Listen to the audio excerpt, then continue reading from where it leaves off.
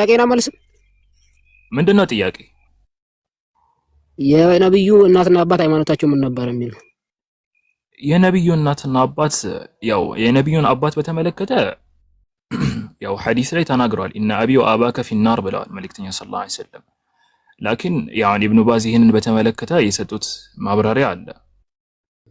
ስጋ ብልት ነው የሚል መስፈርት ነው ማን ያመጣው? ስጋ ነው የሚል ላሳይ አታስብ። በዚህ ላሳይ። ቆይ እኔ እኮ ያለ መረጃ አላወራም ብራዘር። እሺ እኔ እንደዚህ ያለ መረጃ ሳወራ ከያዝከኝ ማለት ነው ምታኝ። ገርሟል እንዴ? ይሄውና መረጃ ይላሳይ። ይሄው ኤንአይቪ አየው ሕዝቅኤል 16:26 ላይ በመረጃ ነው የምንንቀሳቀሰው። ያው your neighborhood አለ with large gentiles አለ ብልት ነው የሚለው አየው፣ ብልት ነው የሚለው አየው።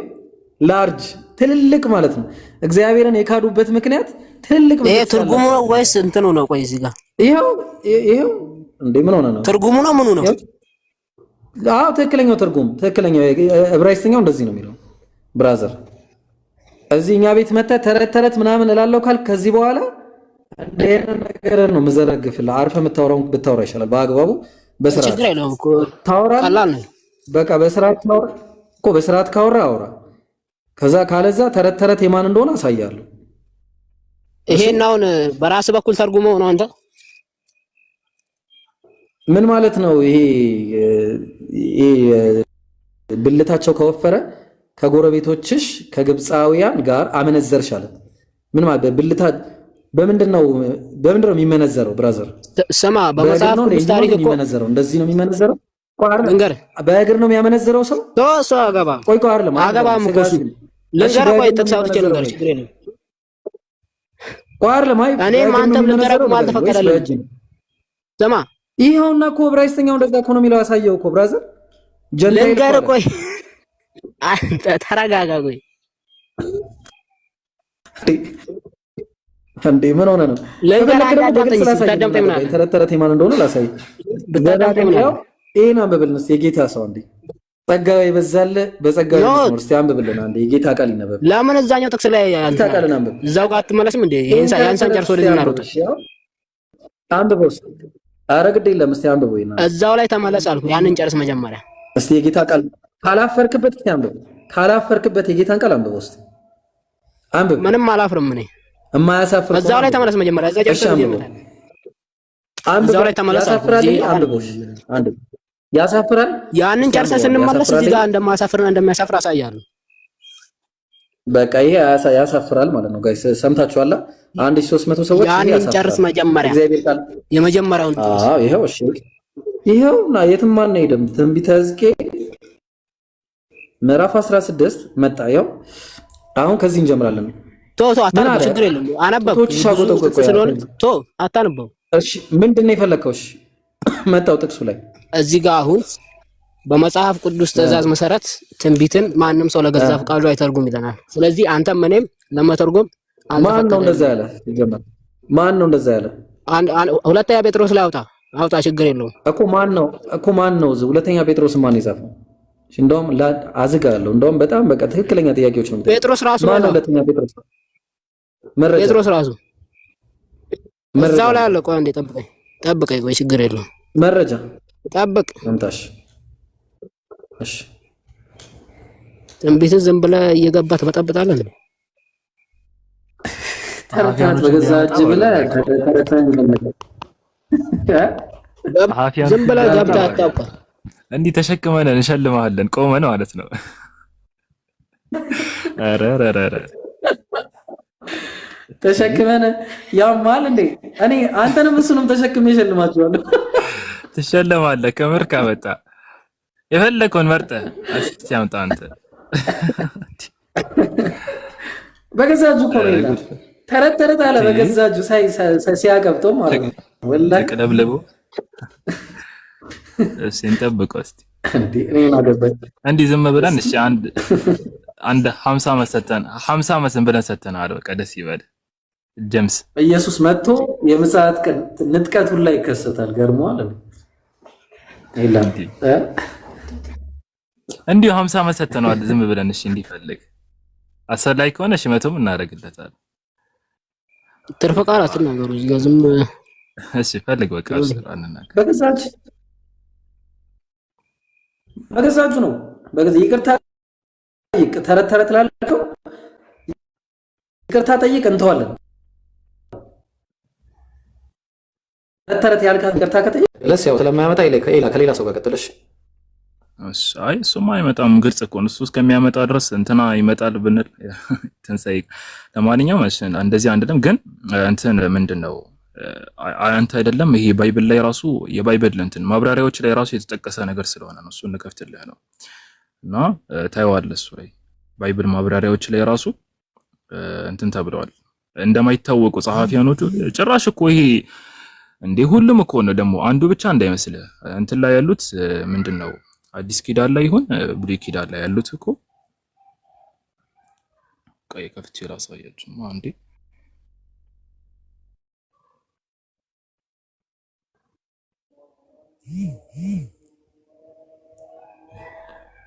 የሚታይ ከሆነ ይህ መጽሐፍ ላይ ይታያል አይደለም?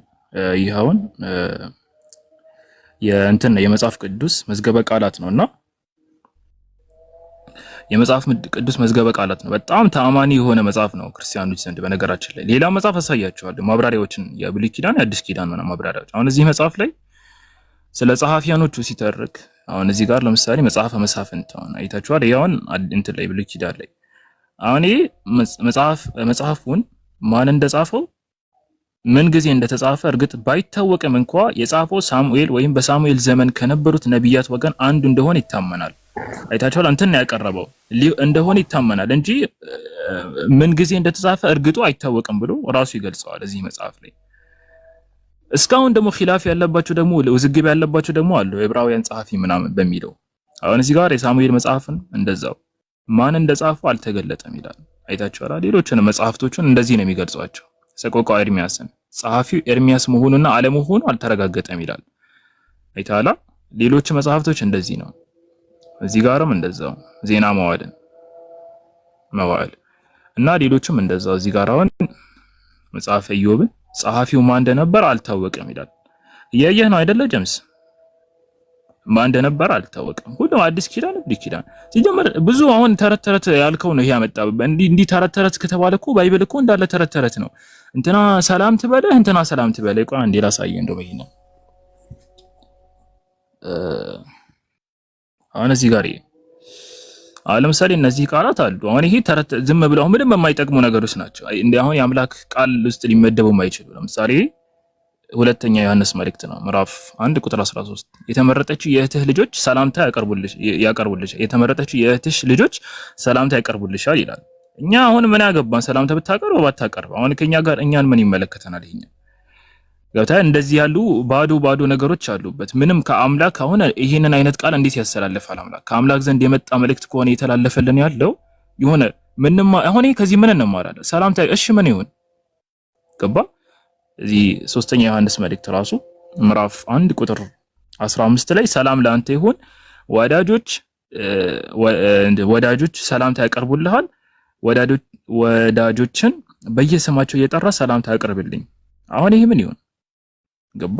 ልክ እንደዚህ ተረተት ምንም የሆነ ጥቅም የሌላቸው ነገሮች የሚተላለፉት ይመጣ እንደዚህ ያለ ብዙ ነገሮች አሉ ገባ? አሁን ይሄ ሁሉ የመጣው በምንድን ነው? ተረት ባልከው ነው። ተረት በርግጥ አንተ አሁን ተረት ባልከው ላይ ራሱ የተጀመረው ባንተ አይደለም። ሱብሃንአላህ ይገርማል። ድሮ ጊዜ መልእክተኛው ሰለላሁ ዐለይሂ ወሰለም በጣም የሚያስገርሙ ነገሮችን ለሰሃቦችና ለሌሎች በሚናገሩበት ጊዜ ቁርአንን ማለት ነው ለሰሃቦች ሲያስተምሯቸው ነቢያችን ሰለላሁ ዐለይሂ ወሰለም ምን ይሉ የመካ ሙሽሪኮች ምን ይሉ ነበር? ወቃሉ አሳጢሩል አወሊን እክተተበሃ ፈሂየ ቱምላ ዐለይሂም ቡክረተን ወአሲላ ከዛ አላህ انظر كيف ضربوا لك الامثال فضلوا فلا يستطيعون سبيلا ይላል ሱረቱ الفرقان ላይ وقالوا اساطير الاولين اكتتبها ሱረቱ الفرقان ላይ አንዴ ልክፈትላችሁና ምዕራፍ 26 ምዕራፍ 25 ላይ እዛ ላይ አሁን እንደዚህ ሱብሃንአላህ እና በፊት የተባሉት ነገሮች ከአንድ ሁሉም ሲደገሙ በዚህ ጊዜ ስናይ እንዴት እንደሚገርመን በአላህ እስቲ ወቃሉ አይ ሱረቱ الفرقان ነው እንዲያልኩት ሱረቱ النحل ነው እንጂ ሱረት النحل ላይ ኦኬ وعلامات اوكي والله والذين امات لكم اوكي አይታችኋል እዚህ ጋር አይታችሁታል አሁን ይሄንን ሱረት النحل ነው ምዕራፍ 16 ከቁጥር 24 ላይ واذا قيل لهم ماذا انزل ربكم قالوا اساطير الاولين ምን ይላል ለእነርሱም ጌታችሁ በመሐመድ ላይ ምንን አወረደ በተባሉ ጊዜ እርሱ የመጀመሪያዎቹ ህዝቦች ተረቶች ነው ይላሉ። አይታችኋል። አሁን ይሄ የተባለው መቼ ነው? ይሄ የተባለው ገና ነብዩ ሰለላሁ ዐለይሂ ወሰለም ነብይ ሆኑ በተላኩበት ጊዜ ነው። አስባችሁታል አይደለ? የመካ ሙሽሪኮች ጠማማ የሆኑ ሰዎች በዛ ጊዜ ይሉት የነበረው ለነቢያችን ሰለላሁ ዐለይሂ ወሰለም ይናገሩት የነበረው ዛሬ እነዚህ ይደግሙታል። አይታችኋል። ዛሬ እነዚህ ከነዛ እንኳን ልክ አላህ ቁርአን ላይ በሌላ ቦታ ላይ የአባቶቻችን ፈለግ እንከተላለን እንደሚሉት የሙሽሪኮች አይነት ገለጻ ይሆናል ማለት ነው። በፊት ጀምሮ ያሉት ነገሮች አሁንም የተከሰተ አሁን በፊት ምን አለ መሰላችሁ? ሌላው ሱረት እንትን ላይ አላህ ገልጾታል። ሱረት አሊ ኢምራን ምዕራፍ 3 ቁጥር 72 ላይ ምን ይሉ ነበር? በዛ ጊዜ የነበሩ የመካ እንትኖች በተለይ አይሁዶች አዋቂ ነው ተብሎ ይታሰቡ ስለነበረ ይሄዱና መልእክተኛው ሰለላሁ ዐለይሂ ወሰለም ጋር ሰልመናል ይላሉ። ከዛ በኋላ ደግሞ ቆይቶ ደግሞ ወደ አመሻሽ ደግሞ ምን ይላሉ? ከፍረናል ይላሉ። ይሄንን የሚያደርጉት ለምንድነው? የመካ ሙሽሪኮች ጃሂል የነበሩ የመካ ሙሽሪኮች ያልተማሩ ሰዎች አይ እነዚህ አዋቂ የሚባሉ ሰዎች ሰልሞ ከከፈሩማ ምን ያሳያል? ይሄ ሃይማኖት ትክክለኛ ሃይማኖት አለመሆኑን ያሳያል እንዲሉ እነዚህ አይነት ሰዎች ላይ ጥርጣሬ እንዲፈጥሩ እንደዚህ ያደርጉ ነበረ። የዛኔ ማለት ነው አላህ ቁርአን ላይ ምንድነው የሚለው? وقال طائفة من أهل الكتاب آمنوا بالذي أنزل على الذين آمنوا وجه النهار واكفروا آخره لعلهم يرجعون إلى سورة آل عمران ቁጥር 72 ላይ ዛሬ ላይም ደግሞ ካስተዋላችሁ እንደዚህ ያደርጋሉ። አሁን ዛሬ ላይ ያሉ ከሃዲያን እስልምናን መሞገትና ማሸነፍ ሲከብዳቸው ምን ያደርጋሉ? ይመጡና ሰልመናል ይላሉ። ከዛ በኋላ የውሸት ማለት ነው። አሁን ፕሮቴስታንቶች በተለይ ላይ ተከነውበታል። ፊታቸውን እንትን የተቀቡ ኮፍያ ያደረጉ በየመንገዱ ይሄዳሉ። እንደዚህ ያደረጉ ጀለብያ እያደረጉ ሙስሊም ነበርኩኝ እኮ ከፍር ያለው ይላሉ። ሱብሃንአላህ መጀመሪያ ሰልሜ ነበር ከፍር ያለው ይላሉ። ዋና ፖይንት ይሄ ነው። ሰልሜ ነበር ሙስሊም ነበርኩኝ ከዛ ከፍር ያለው። አሁን ዘር አያቱን እንዳለ ብትቆጥሩት እኮ ክርስቲያን ነው፣ ግን ሙስሊም ነበርኩኝ ከፈርኩኝ ከዛ ይላል። ይሄን የሚሉበት ምክንያት ምንድነው?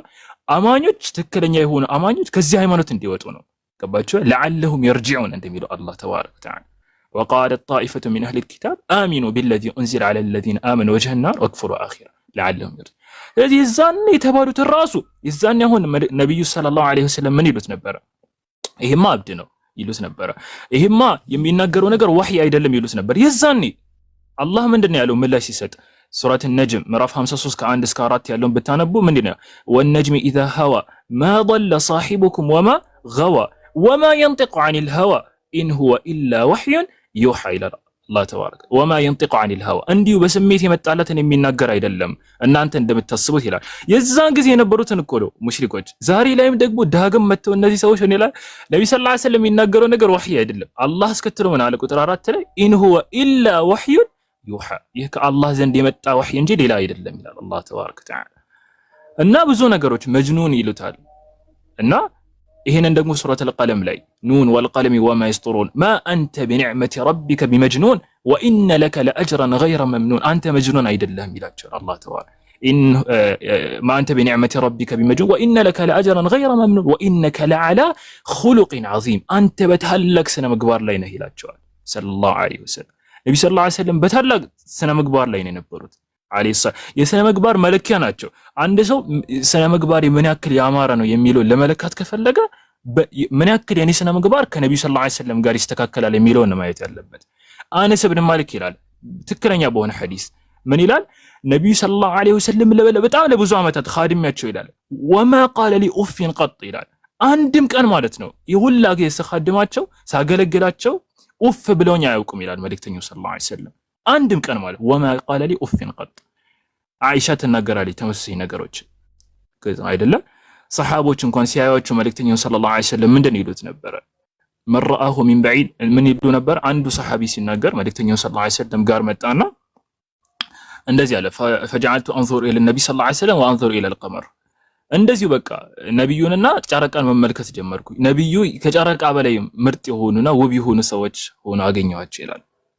እና የዛን የነበሩትን ነገሮች ዛሬ ላይ ዳግም ሲደገሙ ማየት በጣም የሚያሳዝን ነገር ነው። አላሁ ሙስተዓን ብቻ ወአለይሂ ትክላን። እና ይሄንን ለማለት ነው ኢንሻአላህ መልእክተኛችን ሰለላሁ ዐለይሂ ወሰለም ዛሬም ነገም ሁሌም ሰለላሁ ዐለይሂ ወሰለም እያልን እናዘወትራን። እስቲ ሁላችሁም ኮሜንት ላይ ዐለይሂ ሰላቱ ወሰላም በሉ። ሰአወ ምናምን ብላችሁ አጻፉ፣ ሰለላሁ ዐለይሂ ወሰለም ብላችሁ ሞልታችሁ። እሺ ጀምስ አመጣህ አንተ ማስረጃህን? እሺ ምንድነው ማስረጃው? ኢብራሂም ወጣ እንዴ? ኢብራሂም ወጥቷል። የጴጥሮስን አንደኛ ጴጥሮስን ጸሐፊ አምጣልኝ ብሎ ነበር። የባይብል ጸሐፊያን ይታወቃሉ ብለህ ታስባለህ አንተ? ኖ እሱ ጋር አይደለም ከሱ ጋር ነበር ነው። እሺ ከምን ላይ ነው ያመጣው ማስረጃ? ከዛው ከባይብል ላይ ከራሱ ጥቅስ ላይ እኮ ለራሱ እንዴት ማረጋገጫ ይሆንልሃል? እኔ ራሴ ጽፌ ያለው ካላለ ማን እንትን ይላልልሃል? ከሱ ሌላ ማን እንትን ይላል? እንዴት ማለት ከሱ ሌላ ራሱ ለራሱ ማረጋገጫ ይሆናል? እና ታዲያ ማን ነው የሚሆነው? አሁን የጴጥሮስ መልእክትን ጴጥሮስ ለመጻፉ ምንድነው ማረጋገጫ ነው ተብለ የተጠየቀው አይደለም እኮ ራሱ ነው ጽፌ ያለው ብሏል አልኩህ። እኔ እኮ እሱ እንደጻፉ በምንድነው የምናረጋግጠው? ምንድነው ያለው ቼን ኦፍ ናሬሽን አለ? ኧረ በኢየሱስ ማረ እናንተ ምንድነው? ለምሳሌ እኮ አንተ እኮ አሁን አንዴ ቆይ ለምሳሌ አንድ ዝም ብለህ ለምሳሌ እንትን ሐዋርያት ሥራ ማን ይጻፈው? ሐዋርያት ሥራ ማን ይጻፈው? እኔ እንጃ እሱ ላይ እውቀቱ የለኝም። እሺ የዕብራውያን መልእክት ማን ይጻፈው? እሺ የቆሮንቶስ መልእክትን ማን ይጻፈው? እኔ እንጃ ስለነሱ ብዙ እውቀት የለኝም። አንተ ይሄንን ክርስቲያን አይደለህ? ክርስቲያን ነኝ ግን አሁን እኮ ያልኩ ይሄ እኮ መሰረታዊ ነገር ነው። እንዴት አታውቅም? ቆይ መሰረታችንን ልንገርህ ከኢብራሂም ጋር የተከራከርንበትን ጉዳይ። አሁን ኢብራሂም የለም፣ ስለ ኢብራሂም ስም አታንሳ፣ እሱን ስለሌለ ማለት ነው። ግን ይሄ መሰረታዊ ነገር ነው።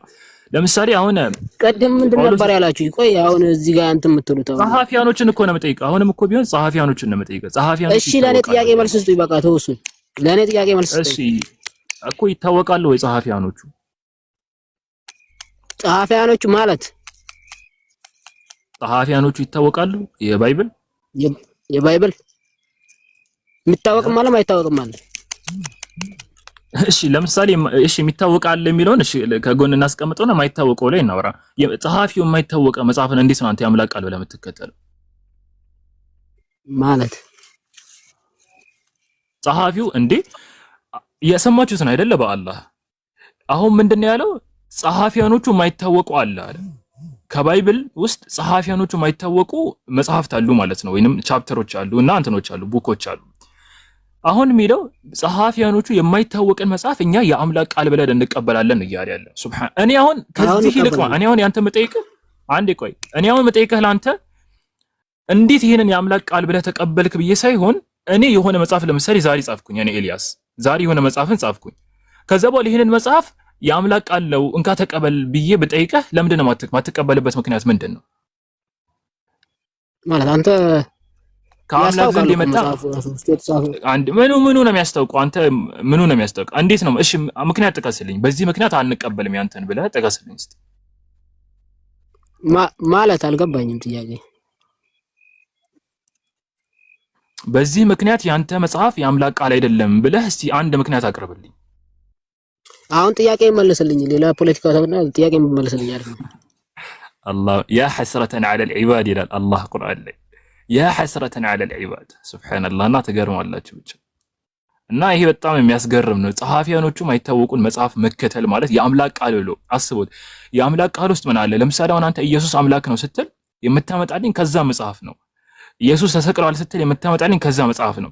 ስላሴ ነው ትክክለኛ የነቢያት አስተምሮ ስትል የምታመጣልኝ ከዛ መጽሐፍ ነው። ያንን መጽሐፍ ደግሞ አሁን ምን እያልክ ነው አንተ? ጸሐፊያኖቹ የማይታወቁ አሉ እያልክ ነው። አይገርምም? በአላህ ሱብሃንአላህ። እና በጣም ይገርማል ይሄ። አላህ ሂዳያ ይስጣችሁ ብቻ። ለማንኛውም ፒኬ አለ ጥያቄ ነው መልስ። ምንድነው ጥያቄ? የነብዩ እናትና አባት ሃይማኖታቸው ምን ነበር የሚለው? የነብዩ እናትና አባት ያው የነብዩን አባት በተመለከተ ያው ሐዲስ ላይ ተናግረዋል። ኢነ አቢ ወአባከ ፊናር ብለዋል መልእክተኛ ሰለላሁ ዐለይሂ ወሰለም። ላኪን ያው ኢብኑ ባዝ ይህንን በተመለከተ የሰጡት ማብራሪያ አለ። ይህ የሚያሳየው ዳዕዋ የደረሰው ሰው እንደሆነ ብለው ገልጸዋል። ላኪን የነብዩን ሰለላሁ ዐለይሂ ወሰለም እናት በተመለከተ እኛ የምናውቀው ግልጽ የሆነ ማስረጃ የለም። እኛ የምናውቀው ይህን በተመለከተ አንድ እውነታ አለ። አላህ ቁርአን ላይ ምን ይላል? ወማ ኩና ሙዐዚቢና ሐታ ነብዐሰ ረሱላ ይላል። እኛ መልእክተኛ ሳንልክ የምንቀጣ አይደለንም ይላል። ግልጽ ነው። እኛ መልእክተኛ ሳንልክ የምንቀጣ አልነበርንም ይላል። አላህ ተባረከ ወተዓላ ለአንድ ሰው ቁርአን ላይ ምን ይላል መሰለ? ሱረት ፉሲለት ምዕራፍ 41 መጨረሻ ላይ ሰኑሪሂም አያቲና ፊል አፋቂ ወፊ አንፉሲሂም ሐታ የተበየነ ለሁም አነሁ አልሐቅ አወለም የክፊ ቢረቢከ አነሁ ዐላ ኩሊ ሸይኢን ሸሂድ ይላል። ቆይ ልክፈትልህ ማስረጃውን እያየህ እንድታዳምጠኝ ማለት ነው።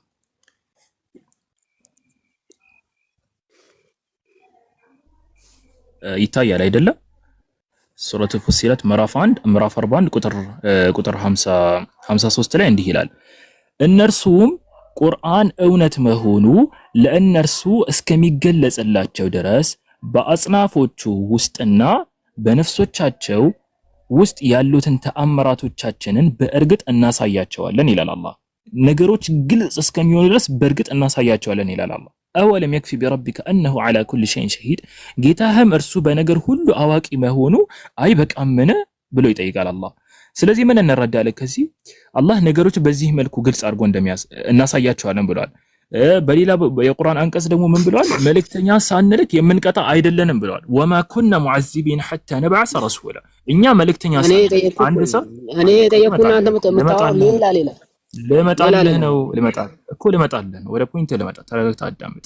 መልእክተኛ ሳንልክ የምንቀጣ አይደለንም ብሏል አላህ። ስለዚህ አንድ ሰው ልመጣልህ ነው ወደ ፖይንት ልመጣልህ ነው። ተረጋግተህ አዳምጥ። ስለዚህ አንድ ሰው ለመቀጣቱ ምንድነው መልእክተኛ መድረስ አለበት። ረሱል ሊላክለት ይገባል። ይሄንን ከተገነዘብን ዘንድ የመልእክተኛው ሰለላሁ ዐለይሂ ወሰለም እናትና አባት ከተመለከት ከሱ በፊት ነው። መልእክተኛው ሰለላሁ ዐለይሂ ወሰለም ነብይ ከመደረጋቸው በፊት ነው የሞቱት ሁለቱም። ስለዚህ ይሄንን በተመለከተ ግልጽ ማስረጃ ለምሳሌ እናታቸውን በተመለከተ የጀሃነም ነች ለማለት ምንድነው ማስረጃችን? የጀነት ነች ለማለትስ ምንድነው ማስረጃችን? ማስረጃ ያስፈልጋል። ገባህ አይደለ? ነገር ግን አላህ እኛ የምናውቀው ምንድነው አላህ በፍትሃዊ መልኩ እንደሚዳኝ ነው። ሁሉንም አላህ አኺራ ላይ የሚበጃቸውን ይሰጣቸዋል የሚለውን እናውቃለን እኛ። ፒኬዚ ላይ ሐሳብ ካለ ጨምር። እኔ ግን መውጣት አለበት። አሁን እዚህ ጋር እኔ እንደምረዳው ከሆነ ከነብዩ በፊት መሐመድ ማን ነው እስልምና እንዳልነበረ ነው የምረዳው። እዚህ ጋር እሱ እናትና አባቱ ሙስሊም ሳይሆኑ ልጁ ሙስሊም የሆነበት ምንም ምክንያት የለም። ምንም አሁንም ድረስ እኮ አለ እናትና አባቱ ክርስቲያን ሆኖ እሱ የሰለመ ብዙ አለ። በጣም ብዙ እሱን አይደለም። አይ እናንተ ያው መስራች ቢሆን ነው መሐመድ መስራች ቢሆን ነው እናትና አባቱ ሙስሊም ሳይኖሩ አይደለም። ስለዚህ አሁን ላይ ያሉ ሙስሊሞች እናትና አባታቸው ክርስቲያን ስለሆኑ እነሱ የሃይማኖቱ መስራች ናቸው ማለት ነው? ኖ በነብዩ በኩል እኮ ነው እያወራን ያለነው። በዚህ ባለነው እኮ ምንም ችግር የለውም። አንድ ሰው እናትና አባቱ ሙስሊም ባይሆኑ እንኳን ለምሳሌ የጀሃነም ናቸው ብለን ግራንት ብናረግ እንኳን አሁንም ምንም አታመጣም። የጀሃነም ቢሆኑም ባይሆንም ያ ሰው ላይ ምንም ያሳደረው ተጽዕኖ የለም። እኔ እኮ ያልኩ ማለት ነው ነብዩ መሐመድ ሙስሊም አይደለም እንትን ከመገለጥ በፊት እሱ ራሱ ሃይማኖቱ ምን ነበር? ነብዩ ሰለላሁ ዐለይሂ ወሰለም አላህን ዒባዳ የሚያደርጉ ሰዎች ነበሩ። ሙሽሪክ አልነበሩ። በሁሉም የዓለሞች ሰውነት ሙሽሪክ አልነበሩ። መልእክተኛው ሰለላሁ ዐለይሂ ወሰለም አያጋሩም ነበር። ጣዖት አምላኪ አልነበሩ። ምንም አልነበሩ። ገባህ? አላህን የሚያመልኩ ነበሩ። የዛኔ ቢሆን ግን ነብይ አልነበሩም። አላህ ወወጀደከ ضالًا فهدى ይላል ቁርአን ላይ ሱረት አልዱሃ ላይ እኮ አሁን ያልከኝ ነብዩ መሐመድ ነብይ ከመደረጋቸው በፊት እናትና አባታቸው ሞተዋል አልከኛ? አዎ ሞተዋል። ስለዚህ እሱ በአላህ በኩል እንትን የሚል ከሆነ እሱ ራሱ እኮ እናትና አባቱን ያንን ሃይማኖት ሊያስይዛቸው ይችል ነበር። አሁን እኮ እናንተ ጋር ይሄ አይነት ስህተት አለ። ኢተኸዙ አህባሩም ወሩህባን በእስልምና እናት አባት ተሳይነ ጠየቁ ማለት ነው። አንተ መረጋጋት በጣም ያጥራሃል። አንተ ልጅ ምላስ ላይ እንትን አትበል። ምን መሰለህ በእስልምና አንድ ነገር አለ። አኺራ ላይ ላንተ የሚጠቅምህ በዋነኝነት እምነትህ ነው። በእስልምና ላይ ገባህ? ጀነት የምትገባው በዋነኝነት በእምነትህ ነው። መልእክተኛው ሰለላሁ ዐለይሂ ወሰለም ይሄንን ቃል በቃል ተናግረዋል። ልጃቸውን እንኳን ጠርተው ማለት ነው ያ ፋጢማ ቢንቱ ሙሐመድ ወላል ሐዲስ ላይ አንቺ ፋጢማ የሙሐመድ ልጅ ሆይ لا أغني عنك من الله شيئا ብለዋል። አንቺ ፋጢማ የሙሐመድ ልጅ ብለው ልጃቸውን ማለት ነው አክስታቸውን እየጠሩ ጎሳቸውን እየጠሩ አካባቢያቸው ያሉ ሰዎችን እንዳለ ቃል በቃል በስማቸው እየጠሩ ልጃቸውን እንኳን ሳይቀር በጣም የሚወዷትን ፋጢማ ልጃቸውን እንኳን ሳይቀር ምን አሉ ነብዩ ሰለላሁ ዐለይሂ ወሰለም ያ ፋጢማ ቢንቱ ሙሐመድ لا أغني عنك من الله شيئا ስለ ዱንያ የፈለግሽውን ጠይቂኝ እስአሊኒ ስለ ዱንያ የፈለግሽውን ጠይቂኝ يعني አባት ስለሆኑ ማለት ነው አላህ ጋር ግን لا أغني عنك من الله እኔ ምንም አላደርግልሽ አልጠቅምሽም አላህ ዘንድ የሚጠቅምሽ ምንድነው እምነሽ መልካም ስራ የምትሰሪው ስራ ነው የሚጠቅምሽ አላህ ዘንድ ብለው ነግረዋታል ለፋጢማ ማለት ስለዚህ አኺራ ላይ አንድ ሰው የሚያስፈልገው መልእክተኛው ሰለላሁ ዐለይሂ ወሰለም ሐዲስ ላይ እንደተናገሩት صحيح ባለ ሐዲስ ቁሉ لا إله إلا الله تفلحوا لا إله إلا الله በሉ ፈላህ ታገኛላችሁ ነው ያሉት አባታቸው لا إله إلا الله ብለው እነሱ ነብያት እንኳን ማለት ነብዩላህ ኢብራሂምን በተመለከተ አላህ ምንድነው ያለው ቁርአን ላይ በግልጽ መልኩ እኮ ተናግሯል وإذ قال إبراهيم لأبيه وقومه إنني براء مما تعبدون إلا الذي فطرني فإنه سيهدين ሱረት ዙኽሩፍ ላይ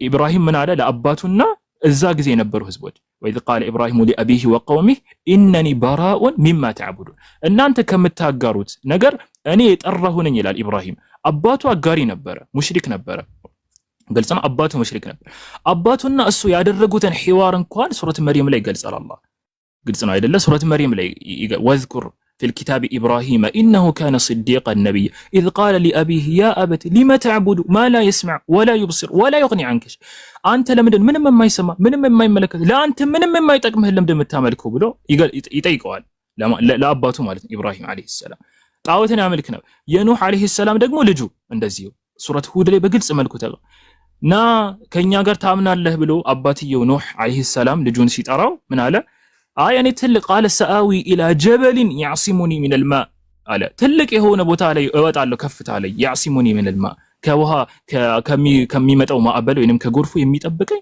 ከፍታ ላይ እወጣለሁ ከዛ ኑህ عليه السلام قال لا عاصم اليوم من امر الله الا من رحم وحال بينهما الموج فكان من المغرقين ከዛ እንትኑ ባህር ወይንም ማዕበሉ መጥቶ ለያያቸውና ካደያኝ እንትን ያኛው ከሰማጮች ሆነ ኑህ عليه السلام እና ቤተሰቦቹ ተረፉ فكان ከዛ በኋላ ኑህ عليه السلام አላህን ተባረከ ወተዓላ ጠየቁት ቤተሰቦችህን አተርፍልሃለሁ ወይም አላልከኝም ነበር ወይ ከዛ እንደዚህ ብሎ በጠየቁት ጊዜ ምን አለ ኑህ عليه السلام አላህ ተባረከ ወተዓላ ምን አለው قال يا نوح انه ليس من اهلك እሱ ካንተ ከቤተሰቦችህ አይቆጠርም አኺራ ላይ ቤተሰብነት ማለት አኺራ ላይ አማኝነት ነውና ካንተ ከዚህ አይቆጠርም انه ليس من اهلك ለምን انه عمل غير صالح ይላል አላህ ይሄ መልካም ስራ ሰሪ አልነበረ ብዙ ምሳሌዎች መውሰድ ይቻላል አሲያን ረዲየላሁ ዐንሃ እንትን ላይ መውሰድ ይቻላል ሱረት التحريم ምዕራፍ 66 ላይ ምንድነው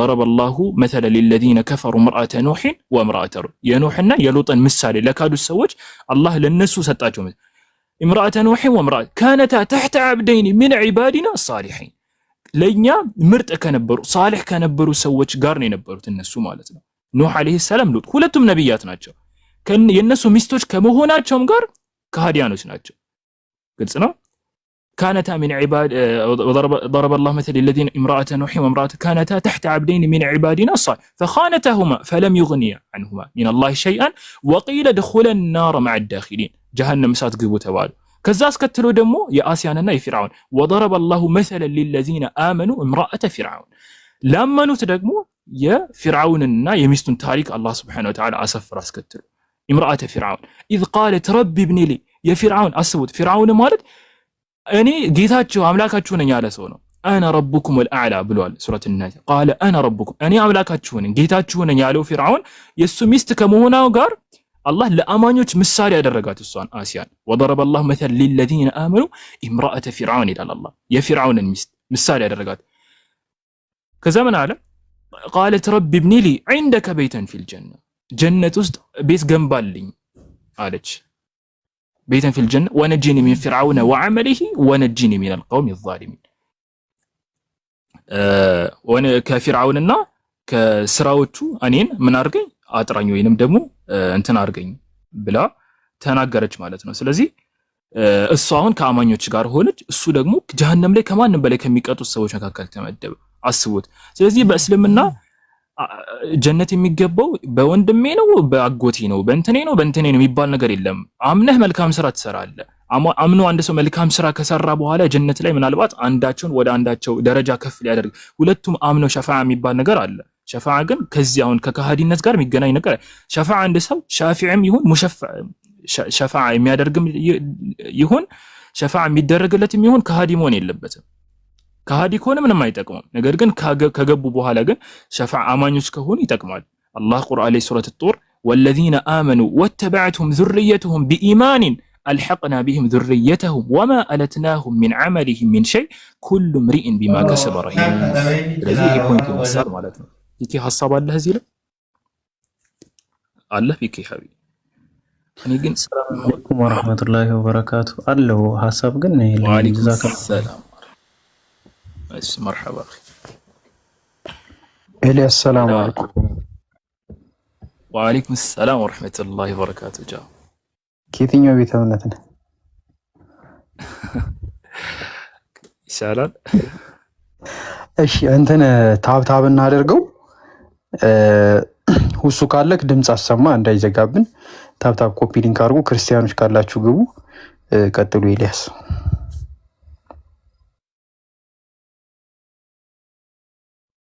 ኦኬ መርሐባ። ክርስቲያኖች አላችሁ እዚህ ማን አለ? ሮባ ክርስቲያን ናቸው። ሰላም አለይኩም። አይ ክርስቲያን አይደለም እኔ። ኦኬ ማሻአላህ ወንድማችን ነው። حياك الله። እሺ ፊሻ አለ አሉ። ከየት ቤተ እምነት ነው? በእርግጥ በስሜ ምክንያት ነው የገባሁት። ሰላም አለይኩም። ወአለይኩም ሰላም ወራህመቱላሂ ወበረካቱ። حياك الله። እድሉን አግኝቼ ስለገባሁ በስሜ ምክንያት ቢሆን በስሜ ማለቴ ፍስሐ ስለሚል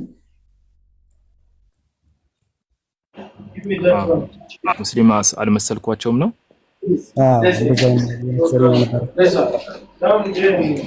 ዩኬ ካለ በትቀጥል ደስ ይለኛል። እኔ መውጣት አለብኝ አሁን ትንሽ ደቂቃ ተመልሼ መመለስ እችላለሁ። ከ1 ደቂቃ በኋላ በቀጥል ትችላለህ። ነው ሀቢቢ መሄድ ትችላለህ፣ ችግር የለውም። ጃም ስላለ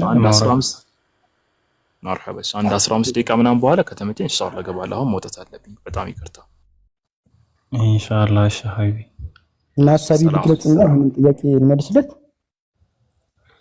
እሺ ሁሱ ግን ካለ ድምፁን ቢያሰማ እንዴ ጥሩ ነው እንዳይዘጋም።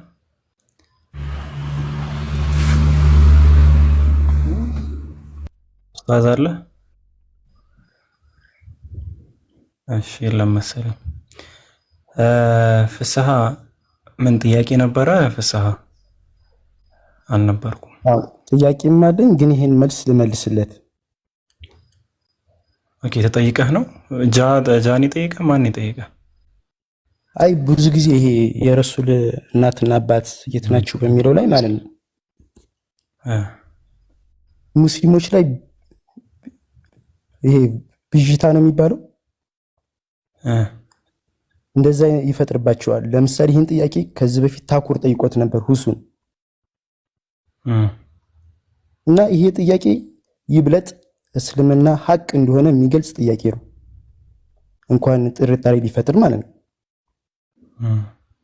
ያ ማለት ረሱል ሰለላሁ ዐለይሂ ወሰለም ከአላህ የመጣውን ነገር ብቻ እንደሚናገሩ የምታውቅበት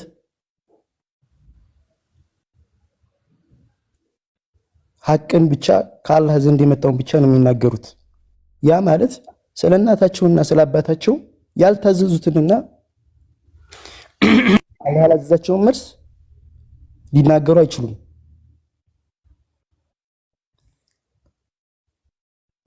እናትና አባቴ እዚህ ቦታ ናቸው ጀነት ናቸው ማለት ይችሉ ነበር፣ ግን አላህ አላዘዛቸውም።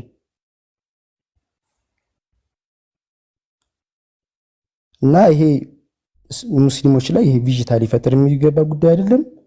ይሄ ነው ታኩር እንቅልፍ ነስቶኛል ይሄ ጥያቄ ብሎ ገብቶ ሁሱን ሲጠይቀው ትዝ ስለሚለኝ እና ይሄ ሐቅን የሐቅ እስልምና ሐቅ እንደሆነ የሚገልጽ ነው እንጂ ብዙም ቪዥታ ሊፈጥር የሚገባ ጉዳይ አይደለም። ሰላም አለይኩም። ጀዛከላህ ሀቢቢ። ወአለይኩም ሰላም ወራህመቱላሂ ወበረካቱ። ጥሩ ሀሳብ ያው በተደጋጋሚ ሁሱም መልሶታል። ብዙ ቦታ ላይ ብዙ ቤት ላይም የተመለሰ ጥያቄ ነው ኢንሻአላህ። እሺ ሄለን ሙስሊም ነሽ መሰለኝ። አልሐምዱሊላህ። ሰላም አለይኩም። ወአለይኩም ሰላም ወራህመቱላሂ ወበረካቱ። እሺ ሙላቸው አለ ሄለን ጥያቄ አለሽ ነው? ጥያቄ አለኝ ነው። እየሰማው ነው። ማሻአላህ ልጁ በጠየቀው መሰረት ማለት ነው ሁሉም ሰው ሲፈጠር ሙስሊም ነው። ይሄ በቂ መልስ ይሆናል ብዬ ነው ማምነው እንደኔ ማለት ነው። እና አድርሱልኝ ካለ እየሰማው ነው። በጣም አዳመጥኩ ነው። ኢንሻአላህ አላህ ይዳ እሺ